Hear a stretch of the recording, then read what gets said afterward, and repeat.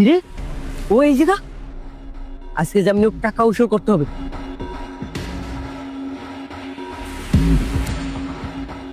এই দাঁড়া, এই তুই কই যাস? টাকা না দিয়া নাম, অক্ষুনি রিক্সা দিয়ে নাম। আরে ভাই, আপনি এমন করতেছেন কেন? আমি এক জায়গায় যাইতেছি, আমার যাইতে দেন। এক জায়গায় যাইতেছিস মানে? তোর বাপে 3 মাস আগে আমার থেকে টাকা নিয়ে এই রিক্সা গেছে, অথচ টাকা দেওয়ার নামে খবর নাই। আজকে যেহেতু পাইছি, অক্ষণ টাকা দিয়ে তারপর এখান থেকে যাবি। আরে ভাই, বলছি তো আপনার টাকা দিব।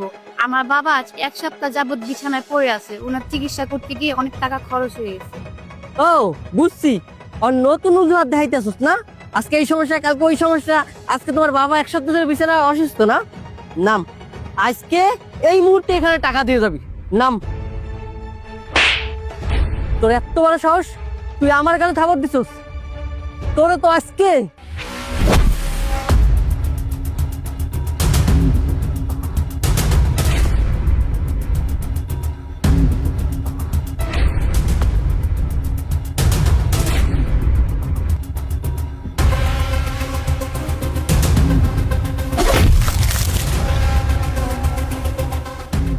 কিরে সাথে নিয়ে নিছিস নাকি?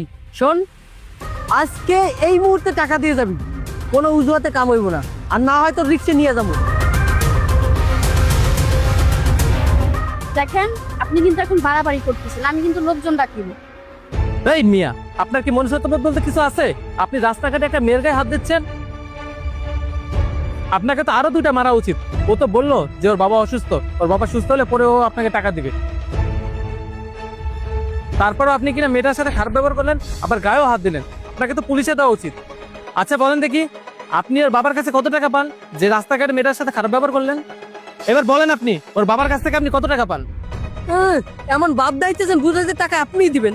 কি রে, নাগর তো ভালোই একটা জমাইছস, দরদ একবার উঠলেই পড়তেছে। ওই মিয়া, ওর বাবা 3 মাস আগে আমার কাছ থেকে 30,000 টাকা নেছে, মিয়া রিক্সা কিনছে। এখন বুঝছো টাকা দেওয়ার নামে খবর নাই। আপনার যেহেতু দরদ উঠলেই পড়তেছে, আপনি টাকাগুলো দিয়ে যান। কি, তুই সামান্য 30,000 টাকার জন্য মেয়েটার গায়ে হাত দিছিস? দাঁড়া, এই নে বেটা, টাকাটা নিয়ে এই মুহূর্তে এখান থেকে ফোট। আর 1 মিনিট দাঁড়াবি না, দাঁড়াইলে আরো 2টা খাবি। যা ফোট।